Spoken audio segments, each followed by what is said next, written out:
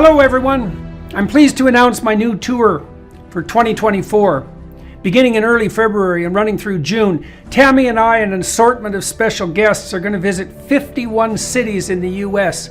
You can find out more information about this on my website, jordanbpeterson.com, as well as accessing all relevant ticketing information. I'm going to use the tour to walk through some of the ideas I've been working on in my forthcoming book, out November 2024, We Who Wrestle with God. I'm looking forward to this. I'm thrilled to be able to do it again, and I'll be pleased to see all of you again soon. Bye-bye. In the US, only 11 states produce more energy than they consume. 39 states consume more than they produce, Jordan, and by a lot. And the big ones, New York and California, they're importing their energy. Well, that's great as long as you can, but ask Germany how that went when the Russian gas stopped. It didn't go well. We have to start to conflate these things in what I lovingly call the radical middle, and that middle is between energy, the economy, and the environment.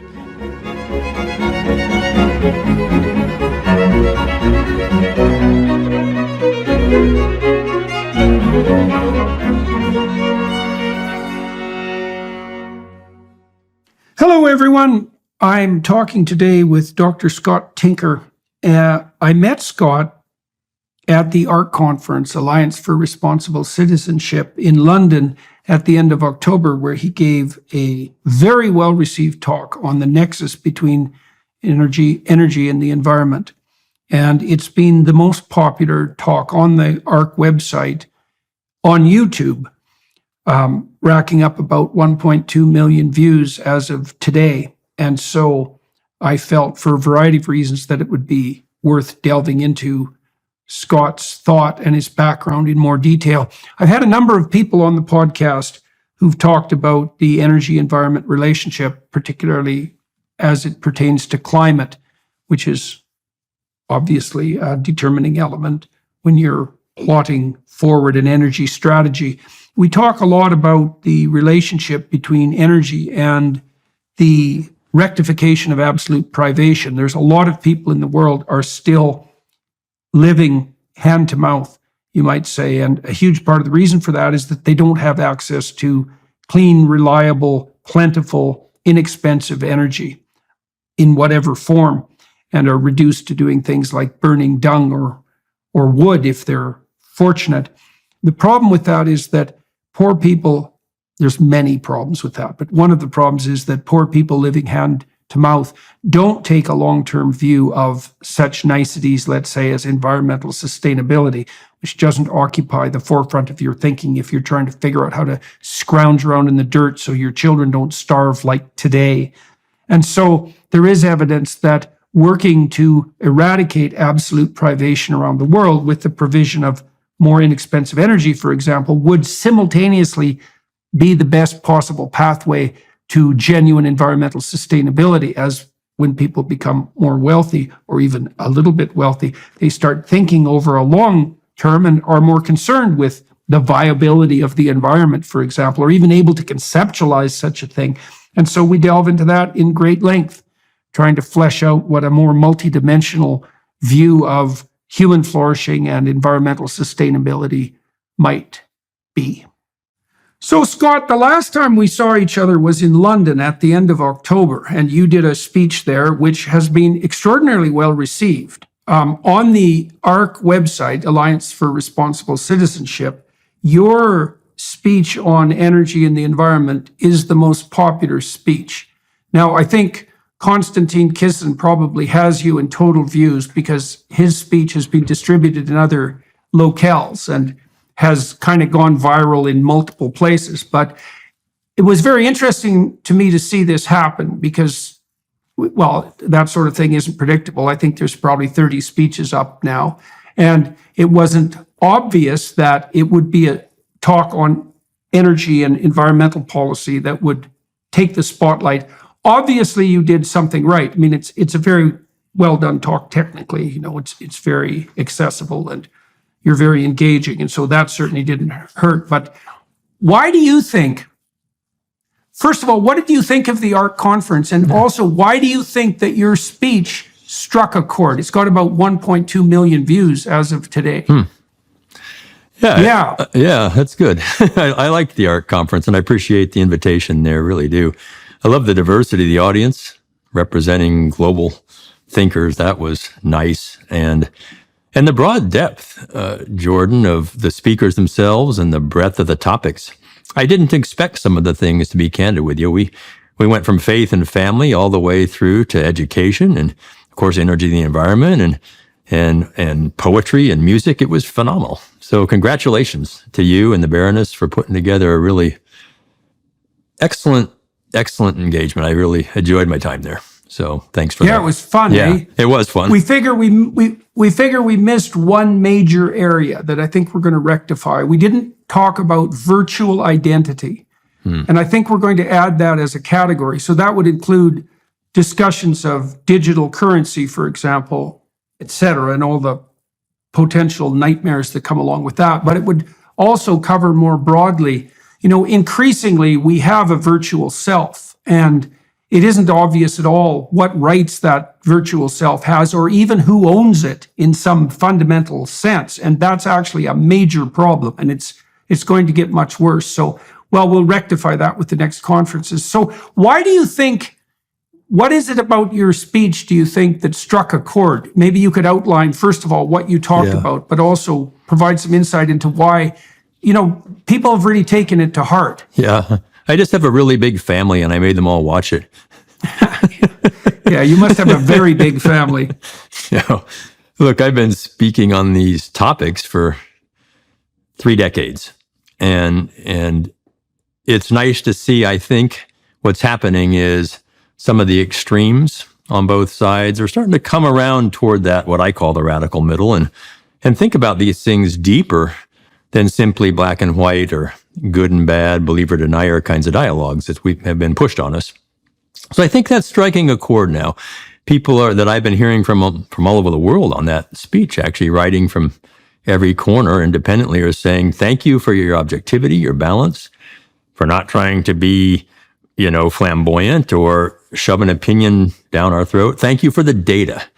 And I do tend to show a lot of data in my talks, but I spend time with it and animate it so you can understand what that data is saying by the end of a particular slide or theme, if you will. So a lot of people like the data. Young people at that conference, by the way, came up to me very much and very often, and they said, we so appreciate your tone, not telling us what we should think or what to do, but just offering this kind of setting, if you will, of the energy, the environment, and the economy for us to think on. And that may be striking a chord now. And I know you do that too. I really appreciate your efforts and others who were at that conference to get us thinking. And I think it's just time to think. So perhaps that's why it's striking a chord. Well, one of the things we noticed, because as I said, we've released a fairly large number of speeches, and of course the viewership follows a classic Pareto distribution with a small percentage of the videos taking up the vast majority of the views. And one of the things that we noticed very significantly was that any speaker who politicized the issue got no views.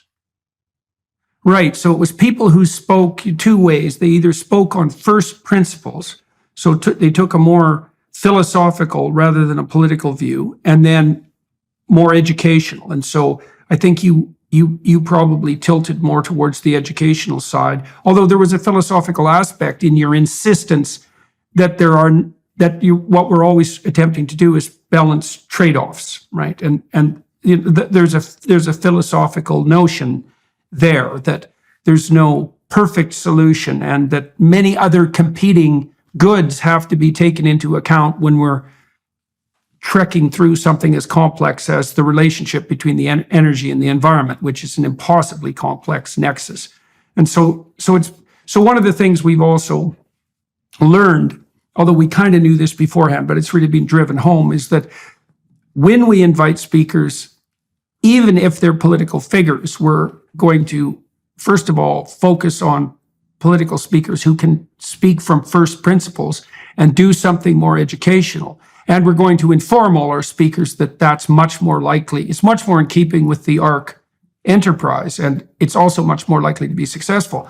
There's a political figure in Canada, Pierre Poilievre, who's now the leader of the Conservative Party in Canada, and most likely to be the next prime minister. And he's become a real expert user of social media. And so he ran his leadership campaign for the Conservative Party completely outside the legacy media, giving virtually no interviews.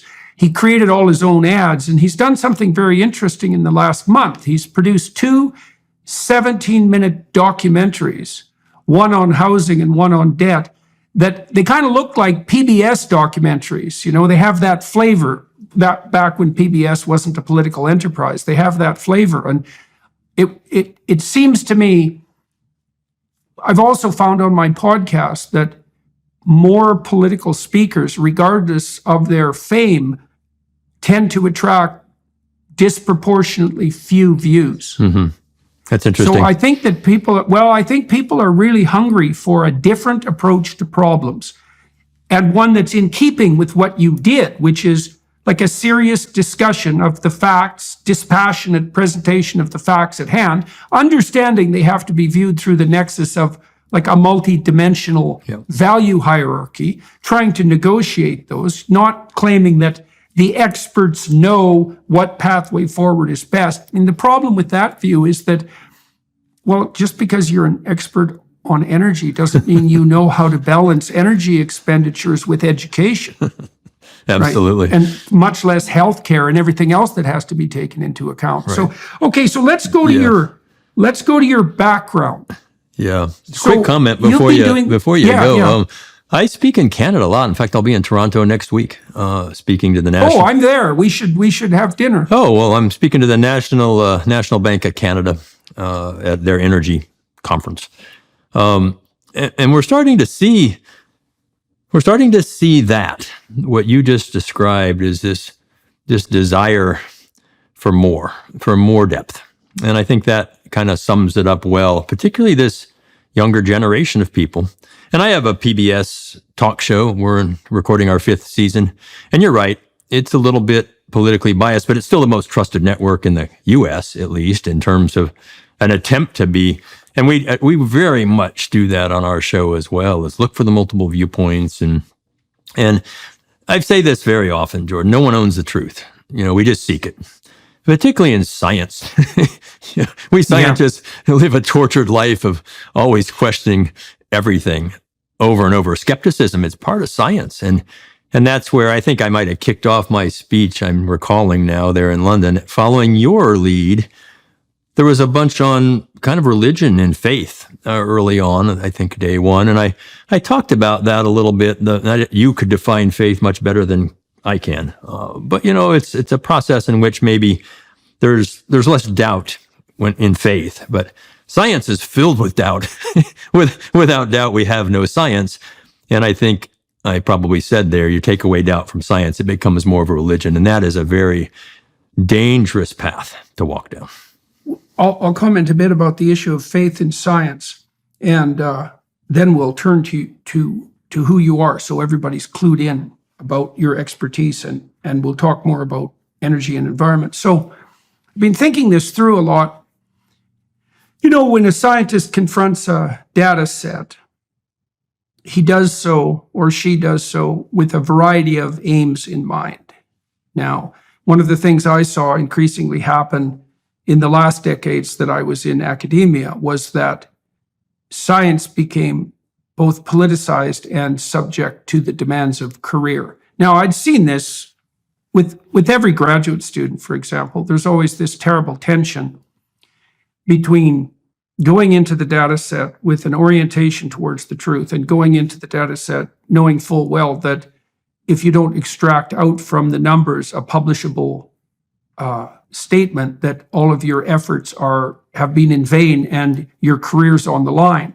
And you know that whenever you're doing statistical analysis, when you're conducting scientific inquiry, you're always balancing that demand to falsify your own cherished notions, even those upon which your reputation are based, and to demonstrate to yourself that your current experiment was a failure, with the opportunity and requirement to follow the truth. And so what I would say constitutes the proper place of faith in science, and I actually think this is the right way to think about it metaphysically, is that you have to confront the data set with the presumption that there is nothing better that could happen to you than to find out what it actually represents, regardless of the apparent cost to short-term or even medium-term cost to your career. And even more than that, to believe that in the long run, medium to long run, if you actually pursue the truth in your statistical analysis, even though you may pay a short-term price in disruption of your pet theories and the failure of the odd experiment, your career is going to be much more reliable and much broader and deeper as it iterates across time. That's called learning. We learn from our failures, right? Not from our successes. Well, and it's also predicated on the assumption that learning is possible, that the universe is rational, and that if you learn from your mistakes, that the consequence of that will be better for everyone. And those are the axioms of faith, I think, that are part and parcel of the scientific process. Not belief in the overall validity of a given set of facts, which is more like a totalitarianism. Yeah. No, that's very interesting, and I think well put. It's the challenge academics face, and I have been one for 24 years now, out of the industry for 17, is the push, as you described, to get your research published. And journals want to publish failures. They want to publish things that move the science forward, some kind of a learning or success, if you will. And it's unfortunate because everyone would learn much more if we were to publish the experimental designs we set up and the failures in those. And I think as a result of that, we've stopped asking as many why questions. We see a lot of how, what, where, when, which is interesting. They're interesting questions, but why is the toughest question of all? Why? In life, individual as well as scientific, why? And that's really the great challenge, because you can only typically prove things that don't answer why, not things that are the answer, if you will. You knock down the possibilities that don't address the data set as you've described it. And that's very powerful as you go down that road, but it takes a long time. And I would like to see us come back to publishing more of the failed experiments, if you will. I think we would all learn greatly from that. Yeah, well, it's obviously time for a technical revolution in scientific publication, because the whole process has it's absurd. The fact that it takes 2 years to publish something is just, it's just completely, it's given how easy it is to publish, it's just beyond comprehension. The fact that all that scientific research that's taxpayer funded is locked behind a paywall, the fact that the publishing companies have a hammer lock on library acquisitions, and that the libraries are, what would you say, duty bound to subsidize the publishers, like the whole thing is just, it's just a mess. I can see Substack headed in a way that would allow for rigorous science to be published. Yeah. And absolutely. And wouldn't that be neat? I mean, we talk about peer review. Well, you put your science out there to the world, and there's plenty of peer review. Yeah. We hear back all the time. Well, we've been thinking about doing that technically too. I mean, one of the things that should happen as well, you could imagine a site where you could publish your paper in the same format that they're published now, a page summary for a lay audience. You can identify your 4 peer reviewers. They publish their reviews on the paper site. They can take authorship of that, which could be another CV component, because wouldn't it be lovely for people to get some credit, especially beginning scientists, for their peer review work, which is actual real work if you do it properly. And then, and that could be done with some degree of rapidity. And then it's up to the marketplace to sort the papers in terms of how much attention they attract, but that's also how it works in the scientific publishing enterprise anyways, and that could all be open access. Absolutely. I just can't see why that's right in front of us, and it at some point it's going to happen. And it takes peer review out of the shadows. Yes, exactly. Mm-hmm. So I suspect that we're very serious about engaging in an enterprise like that. And excellent. It depends on where it is in the priority stream, but yes, that would be very nice. So that's not the only thing you have to do. Yeah, right, exactly. Although it's so important, because it really it really has become a problem, and that fact that we've We only publish successes, when that's the wrong way to describe success. Like, if you happen to stumble across a more profound truth because you set up your experiment properly, well, more power to you. But if you set it up extremely well and tested something of extreme interest and it doesn't work out, there's absolutely no reason people shouldn't know about that, not least so they don't do the same thing like multiple times. Right. So yeah, you ask a why question, and you have a hypothesis about that question to test. And throughout that process, whatever it may be, your hypothesis may be proven wrong. And we need to be able to show that. That's why we do science. We're not all perfect hypothesizers. No, not unless we're playing fast and loose with the data. Yeah, that's for sure. So we shouldn't be punishing the people who follow the pathway of truth. So tell everybody a little bit about your background. You've been dealing in the overlap space between energy and the environment for decades. So why are you qualified to do that? How did that interest develop? Well, I'm actually a geologist by training and have degrees in that. My PhD from the University of Colorado, a master from the University of Michigan, an undergrad, and degrees in business as well. So I've always been interested in that overlap space because economics drives so many things.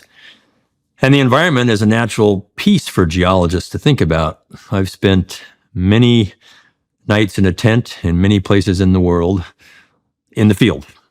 We geologists go into the field a lot, and been fortunate to visit over 60 countries, deeply inside of them, from the poorest amongst us, and I mean literally step on a human being without limbs in the dirt poor, to probably some of the wealthiest among us, and seen all of that, Jordan, and I'm still only a fraction of it, but it's very powerful. I learned by by sensing things. People say, describe India. I said, you can smell India. You can taste India. You can't unsmell or untaste India after you've been there, particularly in the impoverished regions. And sure, you see it and hear it. The noise is incredible, but it just wakens up all the senses. So that's, as a geologist, we are problem solvers. We deal with lots of imperfect data and incomplete data. I particularly have studied the subsurface, which means you only get very small samples of things, and you have to do interpolation and extrapolation and modeling and data analysis, and knowing that your answer isn't right. You're just trying to constrain it around what the data tell you, and then adapt and change as you go. So that's my background as a scientist and a business person. I happen to have not built, but over the last 24 years, from 90 people to over 250 people, the largest research organization at UT Austin, other than a Navy-funded one.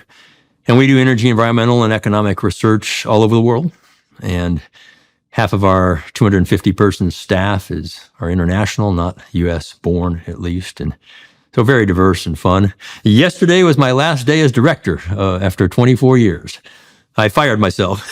So, at 64 years old, it's time to let other folks have that fun, and I've got plenty to do into the future, and hopefully some things with you. So that's kind of my background. Filmmaker. I host a PBS show. I do radio broadcasts and lots of speaking around the world, and have through the years. Got a wonderful family, a wife of 40 years now, and 4 kids, all grown and gone, and they're all data scientists, and and so they just keep teaching me how little I know. And aren't they right? So anyway, that's a little bit of my background. The 40 days leading up to Easter, Lent, starts on Ash Wednesday. That's February 14th. This is a time of intense prayer, fasting, and giving. Hallow's annual Pray 40 Challenge is one of their most popular. Last year, over 1 million people joined. This year's Pray 40 Challenge focuses on surrender and includes meditations on the powerful book, He Leadeth Me. This is a story about a priest who became a prisoner and slave in the Soviet Union during the Cold War. His story is one of ultimate surrender. And we are called to offer up our own worries, anxieties, problems, and lives to God. There will also be Lent music, Lent-specific Bible stories, and other Lenten prayers like the 7 Last Words of Christ with Jim Caviezel. Download the app for free at hallow.com/Jordan. You can set prayer reminders and track your progress along the way. Hallow is truly transformative and will help you connect with your faith on a deeper level. So what are you waiting for? Download the Hallow app today at hallow.com/Jordan. That's hallow.com/Jordan. hallow.com/Jordan for an exclusive 3-month free trial of all 10,000 plus prayers and meditations. All right, so let me ask you, given that background, let me ask you some questions. So I've been trying to understand the energy environment business nexus for about 3 decades, I would say, and trying to use my experience in assessing scientific literature and reading scientific papers to get a sense of the situation. And so I have a provocative question maybe to begin with. So I came across the data. Let me step one step back. My understanding initially was the idea that global warming, such as it is, was going to produce an expansion of the world's deserts and make our sphere more arid and uninhabitable. And instead, what I've seen since the year 2000 in particular is the rapid greening of a very large geographical area, which I believe NASA has now estimated at twice the size of the continental US. 3 times the size of the Amazon jungle, has greened since the year 2000. And the reason for that is that carbon dioxide levels have gone up. And what that means is that although there's been a certain arguable degree of heating, so to speak, because of that, it's made it easier for plants to breathe. And when they can breathe easier, their breathing pores shrink in size, because they don't have to expose themselves to so much surface area. And because of that, they can conserve water much more efficiently. And because of that, they can grow in areas that would have otherwise been too arid. And because of that, we're seeing a tremendous amount of greening, not in places where there was already plenty of water, let's say, but in semi-arid areas, so that the deserts, like the Sahara, particularly in the south, are now shrinking. And so part of me thinks, when I look at the data from a bird's eye view, let's say, that the most striking ecological fact of the last 20 years is the radical increase in green space on the Earth's surface. Now, that also accompanies something like a 10 to 15% increase in crop productivity, which is also a major piece of data, right? And that's also a consequence of carbon dioxide, increased carbon dioxide in the atmosphere. And then I add to that other data that I've seen that shows that by long-term historical standards, so over periods of millions of years or tens of millions of years, the atmosphere of the world is actually very much devoid of carbon dioxide. And so although there's more than there was 200 years ago, there have been periods of time where the planet was a lot greener and a lot lusher, where there was way more carbon dioxide in the air, and that seemed to be pretty damn good for plants. So I look at all that and I think, okay, so if there was no political nonsense around this and we were just analyzing the data as of today, why wouldn't we conclude that carbon dioxide increase as a consequence of fossil fuel consumption is a net good? Yeah, no, this is an interesting dialogue. I think you laid it out well. I said in Joe Manchin's Senate hearing about two and a half years ago now, it's important. It was one of his big climate hearings. Fatih Birol was there and a couple other folks, just 4 of us.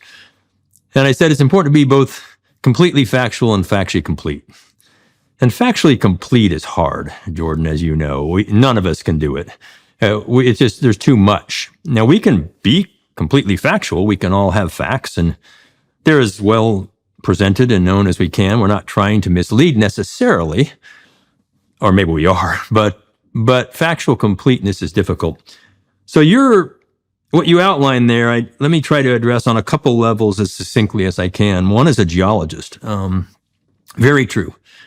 There have been levels of carbon dioxide in the atmosphere that exceed today's by 20 times. Okay. 8,000 parts per million, not 420. Okay. When? Well, back in what we call the Mesozoic. This is when the dinosaurs roamed the earth, the Triassic, Jurassic, and the Cretaceous periods in that era. Plants were huge. Leaves on plants were enormous. Animals were large, obviously. Dinosaurs were around. There were small ones as well. The earth was pretty healthy. It was warmer. Okay. It was really, truly what's called the greenhouse time. And I'm not talking about, we could talk about these if you wish, the glacial, interglacial cycles that are about 100,000 years long that we deal with now, and Milankovitch described very well. I'm talking about tens to hundreds of millions of year cycles, greenhouse, icehouse, greenhouse times, when the earth has been devoid of ice for the most part and covered in ice as a snowball earth. So the Mesozoic was one of those times when it was high CO2, very warm and very healthy. Now those creatures, plants and animals, had had time to adapt to that. They had come out of one of the largest extinctions on Earth at the end of the Paleozoic, at the end of the Permian time. 70% of species or more went extinct. So this was and we define the time by that extinction. Actually, the biology, the paleontology defines that, not the other way around. So they came into a new sense and flourished. And that ended, and by the way, time is such a hard concept. Let me just give you a feeling for it this way, since we're talking about dinosaurs. Often you'll see in a diorama in some museum a T-Rex having a battle with a Stegosaurus, right? Well, it turns out Stegosaurus had gone extinct long before T-Rex came about. In fact, there's more time between the Stegosaurus and the T-Rex than the T-Rex and us. So process that. Right. To give you a feel for time. Okay. And so now a big impact event happened at the end of the Cretaceous, a big meteor impact in Chicxulub in the Mexican Yucatan Peninsula. And the Alvarez father-son duo described that very well. It put out an iridium anomaly around the world that we measure at the end of the Cretaceous and could see. I remember being in grad school at the University of Michigan at that time, the early 80s. And they came to speak, and we were all so smart, we grad students. We had T-shirts made that showed an incoming meteor and dinosaurs looking up saying, "Oh, shit." And we thought, a meteor killed the dinosaurs, right? Well, that was right. It had the fallout from that. And as grad students, we didn't know much, did we? In fact, I didn't even learn about plate tectonics in undergraduate. That's how far back I go. So we are always learning. So the point here is, yes, there have been long cycles of changes in greenhouse gases, CO2 being one of those gases, methane and others as well. If you come into the more nearer term, not to today yet, but let's say the last 5 million years, we've seen about 50 glacial interglacial cycles, and they're pretty well documented. Okay. In the last million years, 10 of those. And what I mean by that is over every 100,000 years or so, ice comes down from the north. Canada is completely under ice, and parts of the northern U.S., Wisconsin, Michigan, parts of New York City, very well documented, under ice. And I don't mean a little ice, 1,000 to 2,000 feet up to a mile of ice for 80,000 years. And then for about 20,000 years, it warms and the ice recedes. And we have an interglacial period like the one we're living in now.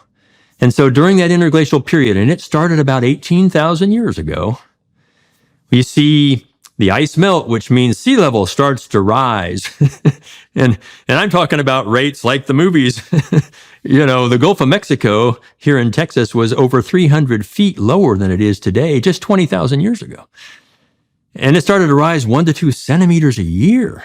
Almost an inch a year vertical. This is a very rapid rise, and flooded the coastal plain of Texas. And then about 7,000 years ago, that leveled off, and it's been rising about 1 to 2 millimeters a year ever since in the last 7,000 years. So you've studied and seen from the Stone Age to the Bronze Age to Enlightenment, all the way through to what we call the Industrial Revolution of this past century. In that time frame, humans, modern humans, have evolved in that last interglacial period. And yes, you are exactly right. It is one of the lowest CO2 periods in Earth history. And it's one of the coolest periods in Earth history. I'm not talking about the actual interglacial because it's warmer than it was, 80,020. But overall, that periodicity of interglacial is one of the coolest periods in Earth history that we are enjoying today. And a guy named Milankovitch worked all this out while on house arrest for 20 years on paper. We call them Milankovitch cycles, and we understand why. It's a combination of the rotational orbit of the Earth around the sun, and that varies, so it puts you closer and farther from the sun, and then the tilt of our Earth's axis and the rotation of the axis combine to form these 20, 40, and 100,000 year cycles, embedded cycles. And we see this repeated over and over. That's driving modern climate today. And it's driving historical climate in what we would consider the recent past geologically. Now, superimpose on that, let's come into the today. In the last 100 years, we have been burning fossil fuels. More than that, actually. We started with coal, of course, in the 1800s. It powered our ships and trains. It replaced wood and hay, the carbon-based fuels that we lived on for thousands and thousands of years to make our fires and to cook our food and to power our vehicles, oxen and horses. Hay. Let's just call it hay. Stuff we grew. And then along comes coal and we discover that, hey, nature did that. It made it really compact and dense. So it's almost pure carbon. Now, there are a lot of things in it that aren't good when you burn it for the air, the actual pollutants, if you will. SOx, NOx, mercury, particulate matter, etc., that come when you burn coal. So, but that was a great fuel. It allowed us to do things we'd never done before, including boil water, make steam, turn a turbine, and run a generator and make electricity. And that changed the world. That's the event in time that made us modern societies. At least, as you said, those of us who are fortunate enough to have that. Many still don't. More don't than do. And we can talk all about that, made films about that. So here we are, and we've been burning coal, and then so that's carbon, and then along come hydrocarbons, which are complex carbon and hydrogen molecules, complex chains, long chains, and those burn even better, especially when we refine them and make them into gasoline and diesel and jet fuel. And that's great. We can put that into a vehicle now. It's very dense. I'm happy to talk about why dense matters, but you get a lot of bang for the buck. You put 20 gallons of gasoline in a tank, and the impact of that in energetic terms is remarkable. Okay, I can drive 200, 300, 400 miles on that tank of gasoline, and there's nothing left except CO2 emissions, and you just fill it up in 3 minutes and go do it again. It's incredible. Okay. Now, it has the CO2 emissions component to it. Along comes methane, CH4, 4 hydrogens for every carbon. Now, methane, natural gas is what we call that. And there are other gases that are natural, propane, butane, pentane, whatever. But methane is the one we use a lot of. It's even more incredible. The energy density of methane is phenomenal. You're burning the hydrogen as well as the carbon. So we get heat from that. It's a very versatile fuel. I can make electricity by burning methane, boiling water, steam, turbine, generator. I can put it directly into vehicles in a compressed form, compressed natural gas. I can use it as a molecule to make things like plastics or ammonia for fertilizers. You mentioned agriculture, and those fertilizers again changed the world. So that all is natural gas. Plastics. It's one of the most versatile molecules we have today, and it will be around a very long time. Produces less CO2 when you burn it than oil or coal, but it still produces CO2. And methane itself is a greenhouse gas, a pretty potent one. Doesn't last as long in the atmosphere, but it's pretty intense, more intense than CO2 in the atmosphere. So these, as you said, are very complicated. But we've moved out of this carbon economy into a hydrocarbon economy, and now we're truly coming into a methane economy. And that economy it won't be a few more years before we are actually burning more methane than coal in the world globally, not just modern societies, but as a world. And that's the methane economy. It will have arrived. And good thing, because it does so many positive things for humanity and human flourishing, and also less in terms of its environmental impact. It doesn't have the sulfur and the nitrogen and the particulates. Good thing we've gone there. And then from methane, we can make hydrogen, and methane is the best molecule to make hydrogen. So you've heard about a hydrogen economy. Your listeners probably have. Hydrogen didn't form naturally very much. It is in places, but you got to make it. You got to split molecules, either a water molecule, H2O, or methane, CH4, the two common ones. That takes energy. Less energy to split methane than water. So energetically, and economically, it's better to use methane as a source of hydrogen. And we'll be off in the hydrogen economy in some phase. And you can use hydrogen for a fuel, and you can use it as an electricity carrier and all sorts of other things. So this has been a really nice natural transition that's been happening, driven by efficiency and physics. And when those happen, the economics are good, and so the markets adapt them and they grow. And that's what drives progress at the end of the day. That's a long narrative, but well, there's three themes I want to pick up on in that. One is cycles, one is time frame, and one is progress. Sure. We can define all those. So let me continue with my doubts, let's say. So if we're trying to see, the first problem I have when I look at the analysis of climate doom prediction is the problem that you alluded to with regards to time frame. It's like, well, is there too much carbon dioxide in the air, and is that a danger? And the answer to that is, well, it depends on when you compare it to. And that isn't just something you can brush off to the side, because it's if the starting point you choose for your analysis of increase or decrease determines whether you see an increase or decrease, the germane question is, well, what starting point do you pick? And if the answer is, well, if you want to demonstrate an increase for political purposes, you pick this starting point. And if you want to demonstrate a decrease for political purposes, you pick this starting point, and you don't have a different criteria, then the question itself starts to become incomprehensible. Because there's no such thing as the question, is there more carbon dioxide now in the atmosphere? There's only the question, is there more carbon dioxide now in the atmosphere compared to then? And then is arbitrary. So I have no idea as a data scientist how to solve that problem, especially in the light of the other things we discussed. Like you said, well, the planet is cooler than it has been according to many historical comparisons. And more people die from cold than heat by a lot. And so if your measure for what constitutes relevance is effect on humans, cool isn't to be preferred to warm. Right. Now, there's obviously extremes over which that isn't true at all. But as a rule of thumb, the mere fact that things are getting warmer isn't in and of itself an indication of catastrophe. And let me clarify too on the cooler part, just so nobody goes, "Whoa." It was colder in the glacial period for 80,000 years. We're in a warm now, but in this 1 to 5 million glacial interglacial, the whole package, if you will, is cooler than much of Earth history in the past. In fact, most of Earth history in the past. Just to clarify on that.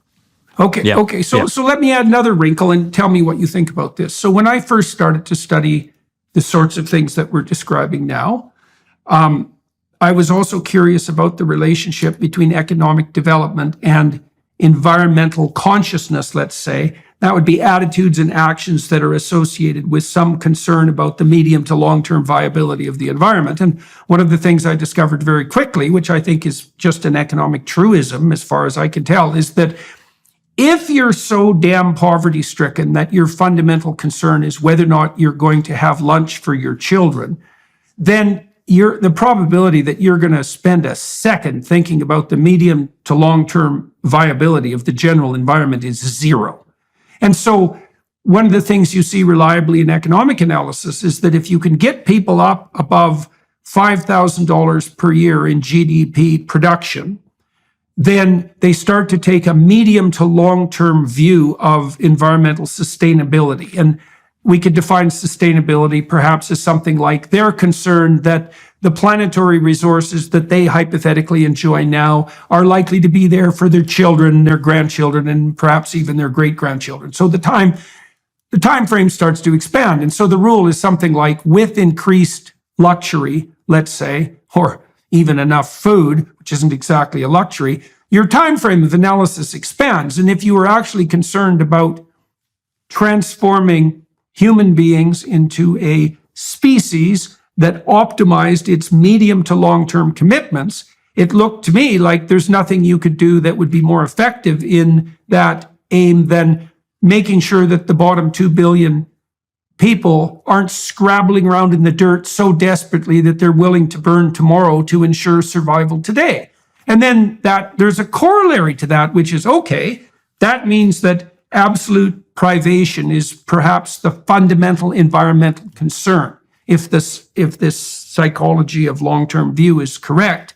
And the fastest way to make poor people rich, or to get the hell out of their way while they're trying to do it themselves, is to provide inexpensive energy, because there's no, in my sense of the world, there's no difference between energy cost and wealth, since energy is work, and work does everything that's productive by definition. Right. If you lower the cost of energy, you lower the cost of work, and that makes people rich. So Yep. I would like you to tell me if you think there's anything wrong with that reasoning, and then maybe we could also have a discussion about progress on the energy front. Sure. What would it mean to? Okay, so let's do that. Yeah, when we made our first feature-length documentary film on energy called Switch, we filmed that in 2009, 10, and post in 11, released it in 2012. And we went to 11 countries and showed you each form of energy where it was best in the world. So we weren't trying to make something look bad or good. We absolutely did the trade-offs of the pros and cons of each form in that film, however. And it got picked up by academic campuses, and it's still shown around 50 countries, kind of as the first energy, quote, transition film. We showed we weren't really transitioning. So energy is modern life. There's zero doubt about it. It turns out energy is all life. Even the poorest among us need energy to survive. A few years went by, and I said to our director, hey, we kind of left out Harry Lynch, by the way, a brilliant filmmaker. We left out more than half the world, those who don't have these things. So we made a second feature-length film. We filmed in 18 and 19 in post, released it right at the beginning of COVID in 20, and that was on energy poverty. We went to 6 different countries, and we looked at the circumstances in which people are living in Ethiopia and Kenya and Nepal and Vietnam and Colombia, different continents. And again, some of the positive stories around that, Jordan, that you are describing, but some of the real challenges as well. What happens when you don't have energy and you can't get above that $5,000 personal wealth What's level? the name of that film? It's called Switch On. Switch On. Okay, so there's Switch and Switch On. Yes. Yeah, and it was a very powerful film, a very different style. I'm your on-screen guide, and we take you in and spend time in these different areas. And what you see, and it came to light on us, is you can't, aid is interesting. People take aid, and intentions are always good. And here's some aid to go do this thing. It turns out that thing, be it a pump for water or a solar panel for a little bit of electricity, maybe a light bulb, etc., it doesn't work unless the community wants it. They themselves have asked for it, and they will then take it into the cultural situation in which they will benefit from it. And we saw this over and over and over again. It becomes something that is sustainable. It survives. It becomes a virtuous cycle of growth. I'll give you a few quick examples. An induction cooktop in Nepal, selling them on the street markets now. They're very expensive, but it changes cooking indoors with wood. And we take you into the SETI Memorial Hospital there, and we watch kids and mothers die. More die every year from breathing indoor particulates by cooking indoors than COVID killed in 2021. 3 million a year. It's nuts. Another example is hair salons in Bangladesh, where the women, when they first got electricity, they used it for hair salons. And hair salons, who would have thought? Well, culturally, it's a safe place for women to gather. They share stories. Hair is a piece of culture. The money they get, they invest back in the community at 3 times the men. And so all of a sudden we have a virtuous cycle. We take you to Kenya and look at pumps for water to grow agriculture. Farmer John, so his backyard is now growing crops at more than he needs so he can sell them into the marketplace. And now that creates an economy, a microeconomy, around which growth begins to happen. His choice, his need culturally, not what we go tell people to do. And we, the rich world. Why say we? Call it what you wish. I've heard global north, not my favorite term. I've heard whatever you want to call it. But those who have more. The neo-colonialists. Yes, those who have more. Okay. Mm-hmm. And so, yes, energy is fundamentally vital for that, and affordable energy. And then moving into reliable energy. And then eventually, I don't like the word clean. It's kind of meaningless to me, but energy that has lower environmental impacts. But you're exactly right. I'm not going to worry about that environmental impact if I'm trying to eat, or my kids aren't in a school, et cetera, et cetera. I'm going to worry about basically, you go back to Maslow, my hierarchy of need. I have to have these fundamental things first in order just to survive. And everything else becomes a luxury that I'm not going to indulge in. So that's what we see. The world needs to come out of energy poverty. It needs to come out of economic poverty so that we can all begin to, there will always be disparity in wealth, but we can all begin to function at what we would consider basic human levels now. And that's why we made that film, and that's why I'm so passionate about this dialogue. I absolutely think that global leaders, all of them, every single time, Jordan, energy security trumps climate security every single time. Look at the action, not the words. Look at the action. Look what Germany has done. Look what China is doing. Look what we've done. Even in Canada, where Mr. Trudeau has some pretty, heady words, but look what you do. You don't sacrifice your energy security, or at least you haven't.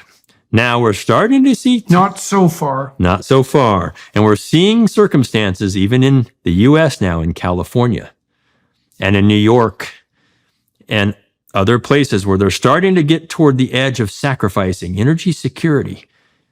And wow, get ready as that starts to happen. We've already seen it happen in Western Europe. We could talk all about the countries that are doing that. Well, let's talk. Well, let's do that. Yeah. So we could do 2 things in parallel here. So one would be, we touched on the idea of progress. And so we have a working definition of progress that's kind of risen out of the conversation. And so one of the things we could say is that if our goal is the alleviation of misery and the sustainable alleviation of misery, then one pathway towards that is to provide low-cost energy to those in absolute privation, working on the hypothesis that, first of all, that's obviously a good thing to do if you think that unnecessary suffering is something to be dealt with. But also, if your fundamental concern is sustainability, even over human flourishing, which I think is a mistake, but anyways, even if it is, the data that indicate that people who have a certain degree of security can take a longer-term view seems crystal clear. So to me, it's a mystery why this is actually an issue, because once you know that, you think, well, obviously, then you make a hierarchy of energy sources and you find out what's inexpensive and you calculate the trade-offs in relationship to even potentially carbon dioxide production. But there's sort of a pathway, and I'd like your opinion on that. So, dung isn't so good. Wood is better than dung. Coal is better than wood. Natural gas is better than coal. Better. It's denser. But you can move along that. Yeah, okay. So it's denser. So how do you see progression right in the marketplace with regards to the alleviation of absolute privation? What's the logical steps to undertake globally? And then how is that being violated, let's say, in places like Germany? Sure. Yeah, and not to be too sanguine about it, but in the end, physics wins. Yeah. dense winds. Now, what do I mean by dense? The bang for the buck on a per unit weight or per unit volume, or even a per unit area, that's called surface power density. Where do you get more energy for your buck, if you will? And so if I can do more, I used gasoline as an example of dense, but let me throw a curveball. My tank of gasoline will drive me 300 miles. Okay, well, the energy equivalent of one little uranium pellet that I stuff into a fuel rod in a nuclear reactor, one pellet, a centimeter high, half a centimeter wide, the energy equivalent would drive me from New York to Los Angeles and back to Dallas. One pellet. That's dense energy compared to gasoline, which is very dense compared to lots of other things that aren't dense. The sun, the wind, hydro, biofuels, things that take a lot of land to do. So physics wins in the end, and we need to allow physics to win. I am not a person who thinks that it's either the economy or the environment, Jordan. I just don't believe that. I don't think that the data lead us there. I think we, in this sense, can have both, but we can't have all of both. Okay? And there's the trade-off space. If I want 100% zero CO2 emissions, well, I don't get energy security and I don't get economic security. I get very little of that. Okay. I got to bring that. Well, why would you want, Yeah. well, Yeah. why would you want 100%? This is the thing I don't quite get. I mean, let's assume that there are people who are willing to make that trade-off. Their goal is like net zero carbon dioxide emission or even reversing it. It's like, okay, your point is we're going to pay a major price for that. And the we isn't going to be you and me. The we is going to be the world's poor, wherever they happen to be. And they're going to get walloped, like devastated by it. What's the old line? When the aristocrats catch a cold, the working class dies of pneumonia. Well, it's always the case. If 5% of the world's population is barely hovering on the edge of viability and you double their energy costs, they all die. Yeah. It So turns out this is not good. So it turns out 60% of us live in some level of energy poverty today. I'm going to say that again, 60%, 5 billion out of 8.2. And I say some level, they're not in abject energy poverty and economic poverty, not the bottom billion. That's come up after COVID, unfortunately. We were doing great. But it's that next level where energy is not secure to them. It comes and goes unpredictably. The electricity is maybe on an hour or two a day. My fuel price is volatile and I don't have it sometimes. So we don't understand these things. These are so-called electrified, energized economies, but it's not what you and I have. Nothing close. right. Okay, so Which is something that works all the time. all the time affordably. Yes, and that's very hard to achieve, but the 99% Absolutely. is what we strive for. So I think you've kind of brought us back around to the question I never answered about greening, so I'll just chime in on that. Yes, the Earth is greening. You can see it from space. CO2 is a food. You described it well. We have to be a little cautious there. Some of that growth is not plants that are the kind that we would expect in those environments, and they're not very diverse. So you get a lot of aggressive growth, sometimes of exotics, things that have come in, including in the reefs. The Great Barrier Reef has growth, but it's a few species, not the healthy diversity of species that we see. So we got to be a little cautious. This is back to the completely factual and factually complete on describing what that looks like and whether it's kind of a healthy growth, if you will. A very important point. But nonetheless, yes, the world isn't baking in the Sahara Desert hasn't gone, crazy in that sense either.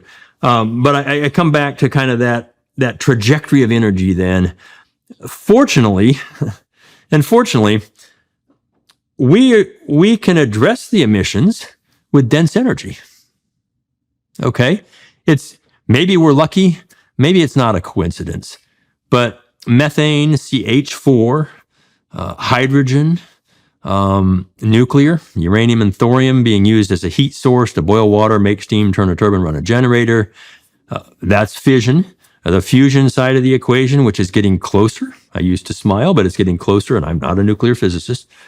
Those are things that have 0 to no emissions, and they're very dense, and the technologies are ever better. And so there's a solution staring us in the face here. It's not necessarily the one that climate scientists and climate impassioned, not because a lot of climate scientists are wonderfully deep thinkers and great scientists. They leave the realm a little bit as they start to talk about energy, just like I leave my realm if I get into deep climate modeling. So we have to allow the scientific space for those who have the most expertise to help us move forward in energetic terms to address emissions and human flourishing. And it can be done. Well, we should make a stronger statement than that. There is no bloody way we're going to move to environmental sustainability on the backs of the poor, because they won't have it. If we produce enough economic havoc, which we could easily do, then we'll produce a deterioration back to very short-term thinking, and we'll produce an environmental nightmare. So it isn't, can we have human flourishing or 0 impact on the planet? It's that if we put the poor under too much stress, which is, first of all, is an absolutely unconscionable thing for rich people to be doing. But if it does, there's going to be a kickback, the likes of which we can hardly imagine. Yeah. Let them eat cake. Well, guess who ate cake? Yeah. Right. Off with the head. Or zoo animals. Right. Mm-hmm. Right. Because if you take a given country and you destroy the economy, you're going to destroy all the animals. Because as soon as people get hungry enough, they're going to eat everything. So we have to manage human beings, so to speak. We have to allow human beings to step up the energy density ladder so that they can address their absolute privation, so they can take a longer term view. And there's no environmental solution absent of that, as far as I can tell. Right. There's an interesting, we've talked about energy, the economy, and the environment. There's another E that's really important here, one of efficiency. And let me just briefly describe that and how I think about efficiency. In the United States, we use about 100 quadrillion BTUs of energy every year, 100 quads. What does that mean to anybody? Nothing. That's, interestingly enough, it's about a quadrillion BTU is about the same as an exajoule, a term physicists love. That means nothing. It's about the same as a trillion cubic feet of natural gas.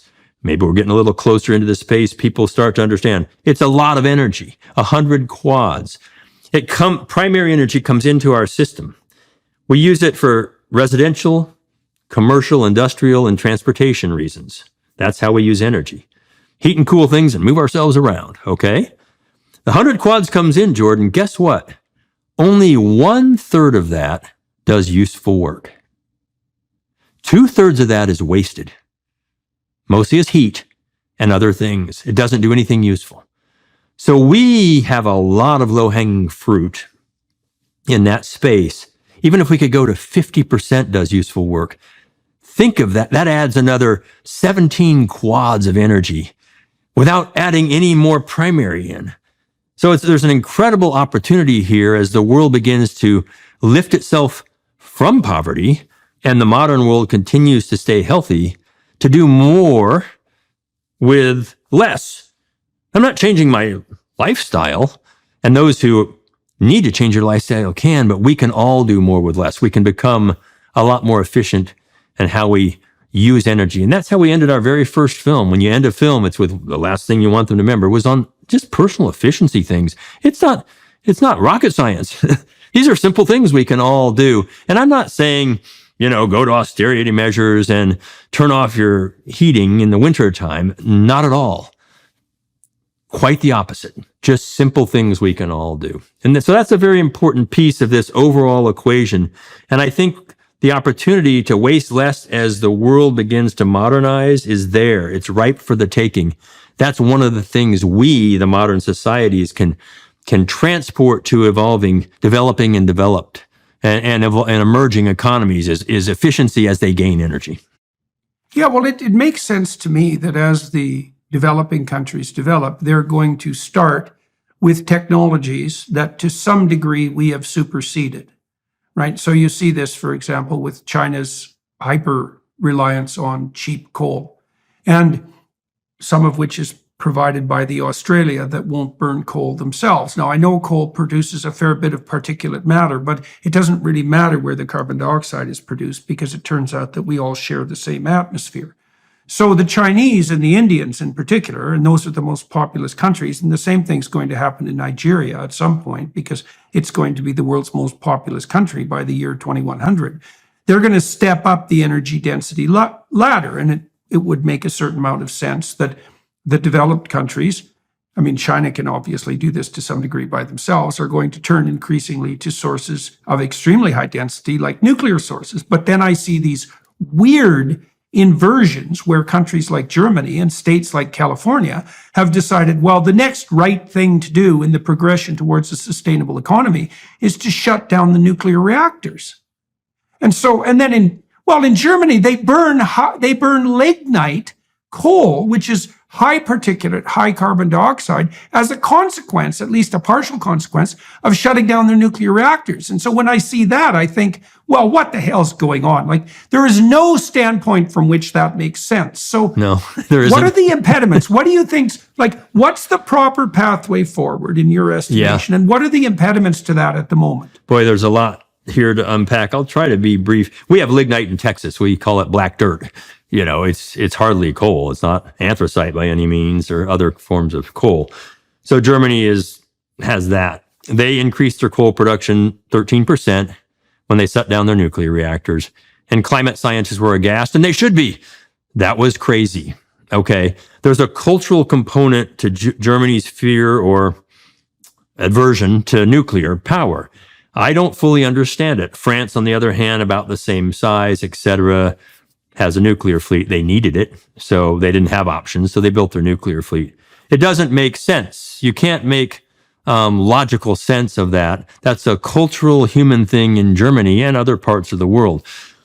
They're going to change. You're starting to see it. Maybe they'll evolve it with small modular reactors, which they'll think is different, but it's not. It's the same technology. It's fission. Whether they're, light water reactors or sodium cooled, whatever, pick your favorite. It's still fission. But that's fine. If that's what it takes to help mitigate some of that fear, great. You see China building, China and Russia are building 75% of the world's nuclear reactors today. Just those two countries. And they have a lot more on the books. China gets it. Now they're also growing everything else rapidly. And this is where that completely factual, factually complete comes back in. You will hear, completely factual, China is the leader in solar and wind in the world. They have more than any other country. True. You scale it all down, and it's still a trivial part of their total energy consumption. It's just a few percent of the power alone, electricity alone, and electricity is only 20 to 25% of total energy. So this is the scale challenge, Jordan. China has to have it all, and they are going toward dense. China's energy alone, China's annual energy consumption alone, just that country, is more than all the electricity consumed in the world combined. All the electricity in the world. Okay? So that's a scale challenge. We just have to start to understand the scale. You said it very well. India and China combined are 1 out of every 3 people on the planet today. 1 out of 3. Now, getting a little population demography, China's birth rates or fertility rates are some of the lowest in the world at 1.2. India is now at 2.1, which is the replacement rate. India has come down to 2.1. Who knew? I didn't. There's a great demographer. A shock. Yes. And a UT Austin guy. And what's been happening since the last 30 years, picture this graph. I'm a data guy. The bottom is GDP per capita. And this axis is fertility rates. Right. Okay. Right, yeah. So I was looking at those the other day. It's incredible. Every large country in the world, over 1 million people, since in the last 30 years, the fertility rates are just plummeting. All of them. And they're moving toward wealth. They're not wealthy. They're moving toward wealth. And so this is a remarkable trend underpinned by energy. Now, there are a lot of people very concerned about this, including China. This gets philosophical. We define growth as good. If you're not growing, you're dying. China's not growing in population anymore, and they don't bring people in like we do in our countries. And so they're seeing their population do this, and how are they going to continue to grow? And how's the world going to grow? What we see in those studies is around 2080, that's not very far away. The world peaks at 10 billion people from our 8.2 today, and it doesn't plateau.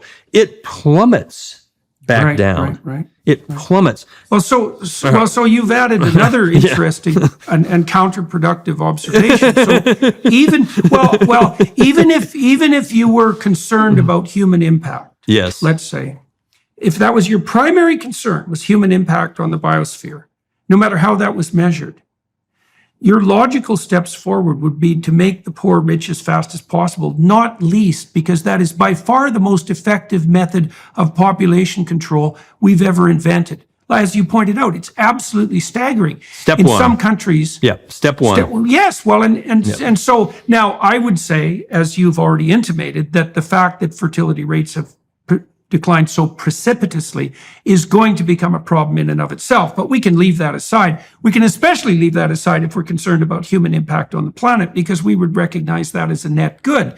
So even if you're one of these people who, derived from the Club of Rome, think there are far too many people on the planet, the obvious cure for that is to make everybody rich because they stop having babies. So it's another reason that I can't understand the pervasive nature of the insistence, for example, that we have to deindustrialize to serve the planet's interests most appropriately. And then we can look at practical examples like Germany, where this is starting to be implemented, and all the consequences appear to be negative, including the fact, so Germany, and I think I have these figures about right, energy is now 5 times as expensive in Germany as it needs to be.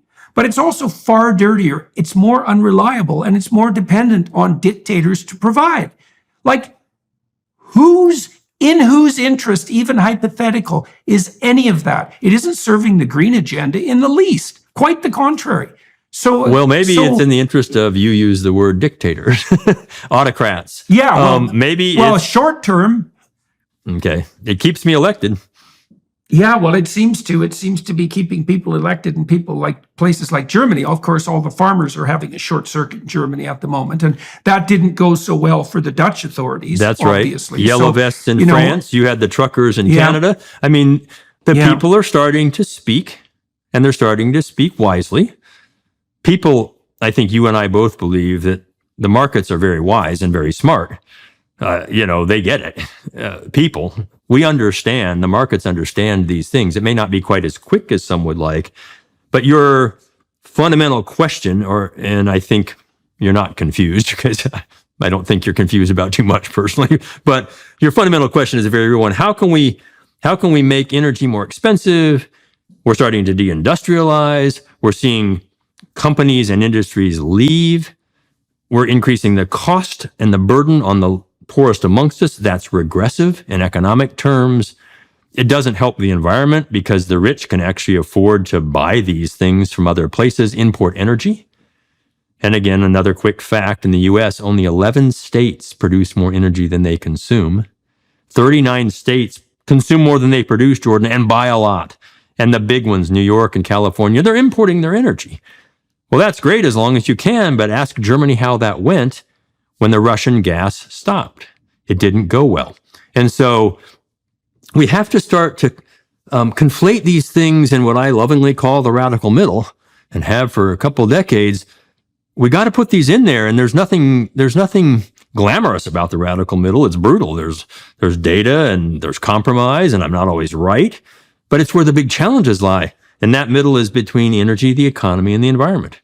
How do those play together so that we can solve these things for real? Let our young people have the complexity of these. They're very smart. But if we keep telling it it's binary, clean and dirty, good, bad, believer, denier, they're not going to have the tools. They're just going to think they're evil and they're good. It's a kind of a bizarre story. And most of the people, and I speak to a lot of people, when they hear these things, they come strongly saying, I want to be in there.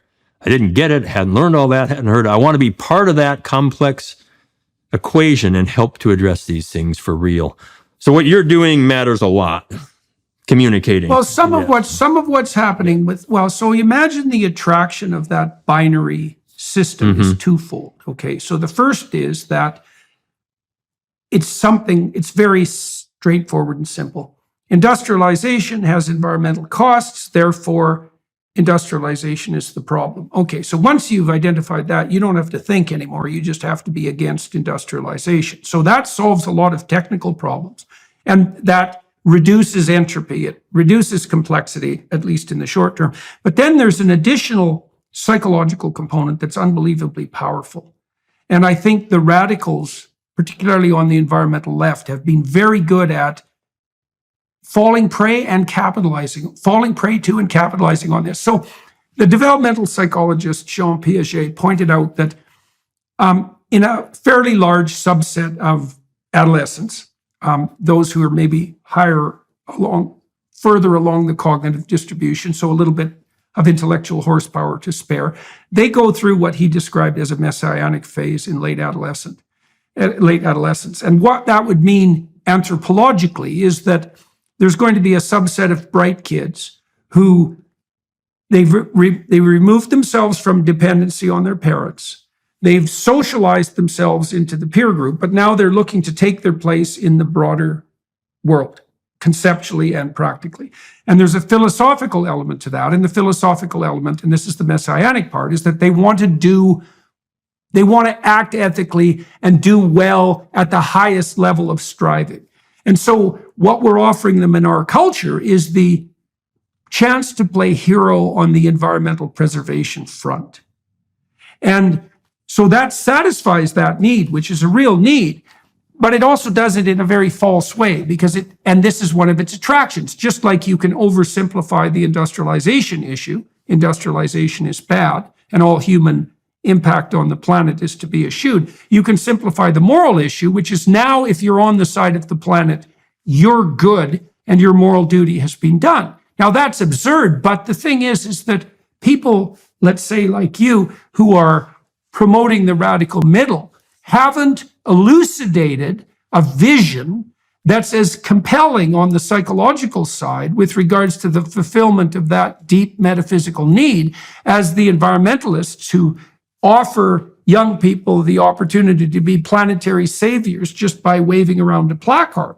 And this is a real problem. And it speaks to problems like the attitude in Germany that's anti-nuclear. Your sense is, well, that's irrational. And look at France, from whom the Germans import energy, by the way, who've managed a nuclear transition brilliantly and have energy to spare and at a low cost. Like, there's no logical reason there, but these so-called illogical reasons, they're real reasons and they're real impediments. And, one of the things I do believe that people found attractive about your talk and about the sort of things that, say, Bjorn Lomborg are doing is that a new sort of standard is being waived, which is something like, well, here's a better moral vision. How about we make everybody who's dirt poor rich as fast as we possibly can, and then we can have our cake and eat it too. We can serve the poor, which is like a classic left-wing orientation. And like I've been shocked, I've been shocked to the degree that the radical leftists will sacrifice the poor to the planet. Because I wondered when push came to shove, because there's two competing tendencies there, right? There's the green environmental tendency, fair enough, but there's everything should be done in service of the poor tendency. And what we've seen time and again in the UK and Germany and Canada, and around the world, is that if we had to choose between hypothetically serving the planet and helping the poor, we'll pick serving the planet in a nanosecond, and to hell with the poor. And that's not a vision that a lot of people find particularly attractive. I think you are offering an alternative to that. Yeah, and I'll be extreme in this statement, but almost the elites have flipped. What used to be the Republicans in the U.S. used to be sort of elite, if you will, and now they're working, I think, more with that next class than the Democrats are, the elite. It's almost flipped in a strange way. And again, that's an extreme characterization. Within those bodies, we have everyone. Okay, the whole spectrum. But I think you can have your cake and eat it too, as long as you don't try to eat the whole cake. Right. Okay. Right. Well, that's the net zero problem. Yes. It's like, no, zero, like, Yes. no, net zero, that's the wrong measure. Like you can put that in your mind and you can remember it in a second. It's a nice cliche. But zero, it's like, you're not thinking when it's zero. Right. Well, Right, it you're not- turns you're out not- when that report came out of the IEA a couple summers ago, I speak to a lot of boards and sit on several. I got a call from a CEO, and he said, "You got to come talk to my board this week." And so I did. I read it, and it was incredible the assumptions that went into that. This was pre-Glasgow. Okay, COP, I think it was 26 in Glasgow. They set up a framework in which there were a lot of crazy assumptions, but the craziest amongst them, Jordan, was this: that the energy consumption in the world would start to go down 2 years later, which is today. Down. Aggregate energy consumption in the world down in order to achieve that net zero. And there were a lot of other things. And I looked at that, and I made the figures, and I showed this wedge between, GDP and human population before we peak in 2080, et cetera. That's literally impossible. Okay. It won't go down. Now we can help lower the per capita consumption and therefore start to help things. Nobody challenged it. It became a roadmap for COP26. And I was with Dan Yergin. He was on our PBS show, and he said, "Scott, you have to write this up." So I put out a little piece called "The Road to Glasgow is Paved with Bad Assumptions," and it was. But we used it as a roadmap. I think this is one of the single more destructive, almost too strong of a word, but destructive constructs that we're dealing with now is this concept of net zero. Now, admittedly, net means if you can capture some out of the air and atmosphere, that's part of net. So I could still emit as long as I'm offsetting by some level of capture. Net zero, not absolute zero. Important distinction. But we're not. Net zero is kind of this weird target that I think a lot of people have rallied around. We've got to begin to think beyond that and recognize, use an analogy. I want to run a marathon. I'm 64 years old. I want to run it in 4 hours, which I'll never do, but that's my goal. Let's say I run it in 4.5 hours, but I finish it. I achieved something big. It wasn't 4 hours. It was 4.5 hours. Maybe net 40 is okay, or net 50, or net 30. We've brought down, but we haven't imploded the economic health and well-being of not just the poorest among us, but the whole global economy, which is starting to happen. Because if we do that, the environment's going to get crushed. Right. It's going to be irrelevant so fast that look what Germany did. You can't even imagine it. It's not hypothetical anymore. Germany consumed more coal. They burned more coal when they needed to. And other economies will do the same thing when push comes to shove. Global leaders, say it again, prioritize energy security over climate security every time. So we've got to so young people, you asked a good question. How do you get them away from just that? We have to begin to think away from A, B. Okay? It's not an A-B linear like that. It's actually A-B-C. You can't jump from A to C just to the environment. There's energy, there's the economy, and there's the environment, and it flows that way. Healthy energy underpins healthy economies. Healthy economies invest in the environment. So the more we can accelerate that, the better. And young people working in there, if you could have two goals, lift the world up from poverty, isn't that amazing? And begin to clean up the environment. Not perfectly, but begin to clean up the environment. But intelligently. Intelligently. Well, the other thing too on the environment front, like it's also not obvious to me at all that the most compelling environmental problem is associated with carbon dioxide. It's not. So, So for example, one of my bugbears for a few decades has been the state of the world's fisheries, the oceanic management, because of all the stupid things we've done in the last 100 years, and we've done many things that weren't stupid, but of all the stupid things we've done, decimating the ocean's fisheries has to rank up there very highly. And like the estimates that I've read that I believe to be reasonable, and I'm certainly no extremist in this matter, is that we've depleted like 99% of the world's accessible fish stocks. And given that that's a renewable resource that can actually bounce back pretty damn quickly, given how many eggs fish lay, it can bounce back quickly if you leave it the hell alone. It's like another part of the problem with this unidirectional obsession with climate, apart from its sketchy base in 5 different ways, is that there are a lot of other environmental problems that we could be addressing that they just get no attention at all. You and I grew up learning about water and land and air. That was the environment we were protecting. Clean water and abundant water, tough problem. Clean soils and land, less land use is good. More with less, and clean air. Not talking atmosphere, air, local air.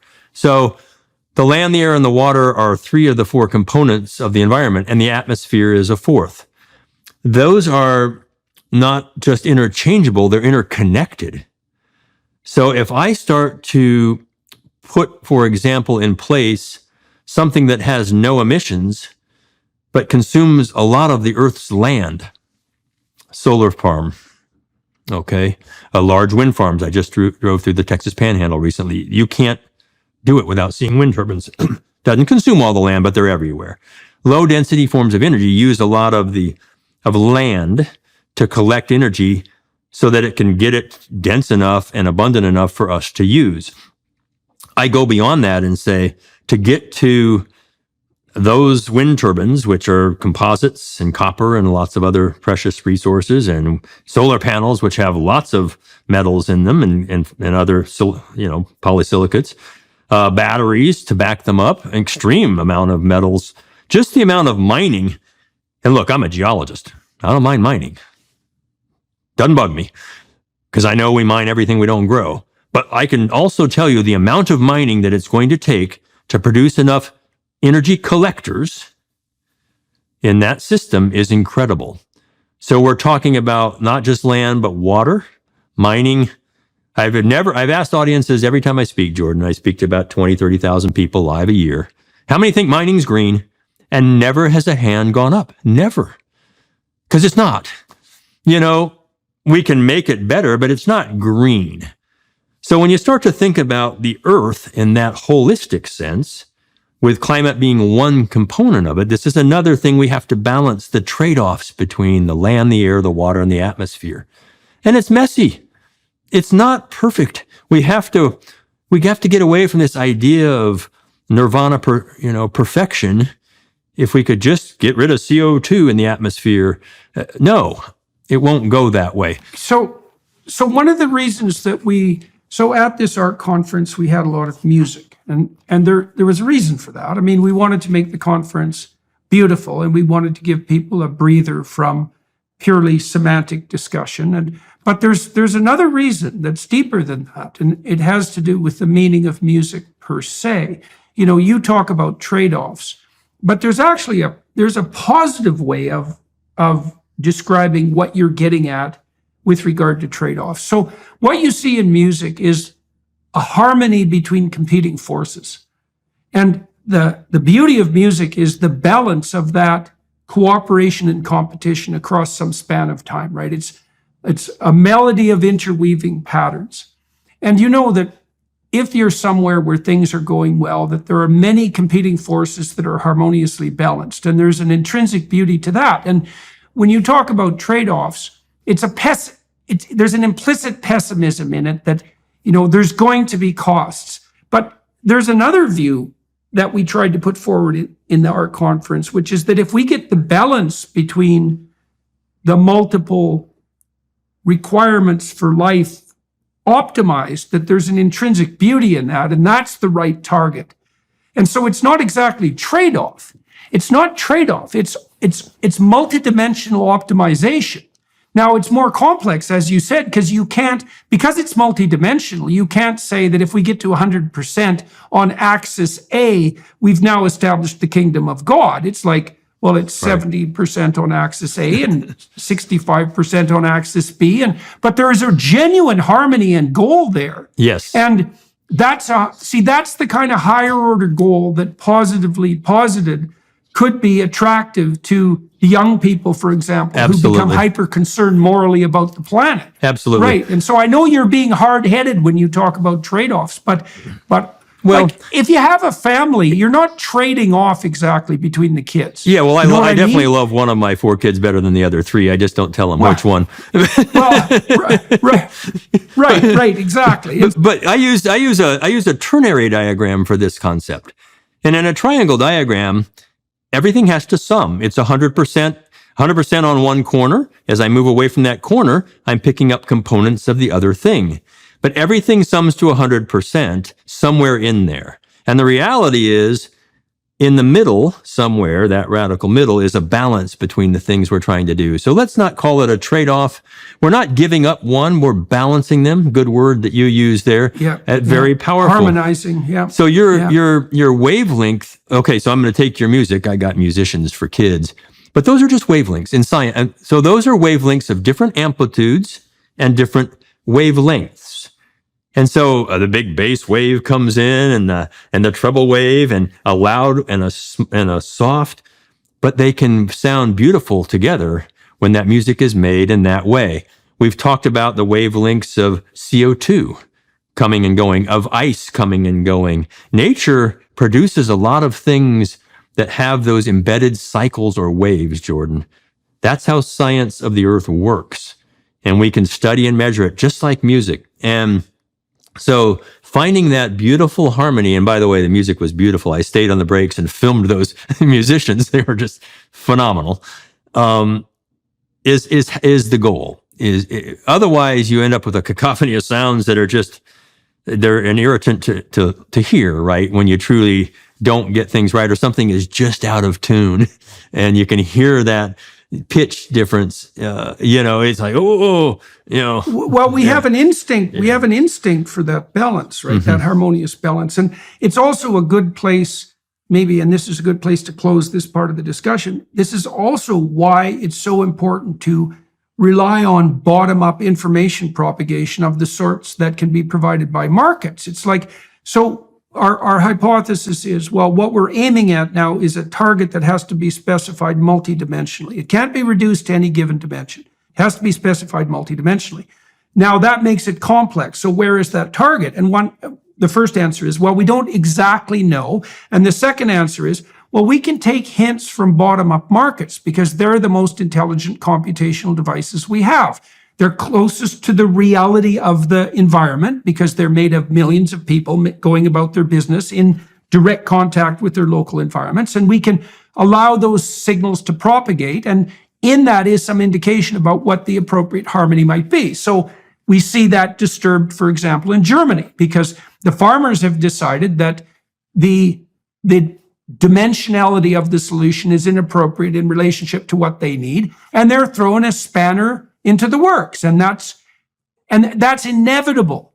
And so, well, partly what we've been trying to do with the ARC is to specify a little bit more explicitly what that multidimensional landscape might be, right? And then to set that as a target that people could strive towards morally.